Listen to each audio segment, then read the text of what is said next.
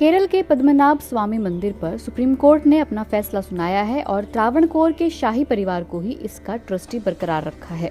लगभग 10 साल पहले ये मंदिर अचानक सुर्खियों में आ गया था जब पता चला कि इसके कमरों में 1 लाख करोड़ रुपए से भी ज्यादा का खजाना है, लेकिन एक कमरा है जो आज तक नहीं खोला गया।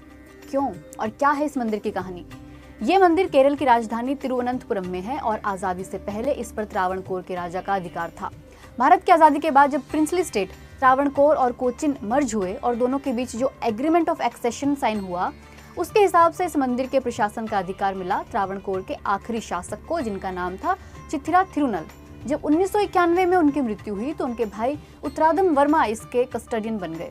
2007 में उन्होंने दावा किया कि इस मंदिर का खजाना उनके शाही परिवार की संपत्ति है। इसके खिलाफ कई लोगों ने कोर्ट में मामला दायर किया।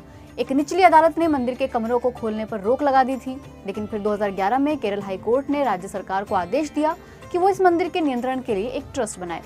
उसी साल शाही परिवार इस फैसले के खिलाफ सुप्रीम कोर्ट पहुंचा और कोर्ट ने इस फैसले पर स्टे लगा दिया और कहा कि इस मंदिर के कमरों में जो भी मिलता है उसकी लिस्ट बनाई जाए। तब इस मंदिर के कमरों को खोलने का सिलसिला शुरू हुआ। तो मंदिर में आखिर है क्या?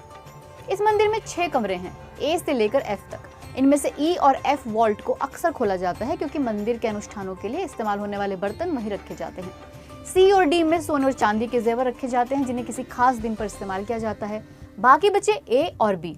इस ए वॉल्ट को जब खोला गया तो पता चला कि इसमें लगभग 1 लाख करोड़ का खजाना है। इसी वॉल्ट में हिंदुओं में पूजे जाने वाले महाविष्णु की एक 3.5 फीट की सोने की हीरे रूबी जड़ी हुई मूर्ति मिली थी। एक 18 फीट लंबी सोने की चेन भी, हीरे रूबी और कीमती पत्थरों के बोरे निकले। अब बात आती है वॉल्ट बी की। माना जाता है कि इस अकेले कमरे में ही बाकी सब कमरों से ज्यादा खजाना है, लेकिन कितना वो किसी को नहीं पता क्योंकि ये अभी तक खोला ही नहीं जा सका है। तो सवाल उठता है कि अभी तक वॉल्ट बी को क्यों नहीं खोला गया? त्रावणकोर शाही परिवार सदियों से इस मंदिर का ट्रस्टी है। उनका तर्क है कि इसे कभी नहीं खोला जाना चाहिए क्योंकि ऐसा करना विश्वास और परंपरा के खिलाफ होगा।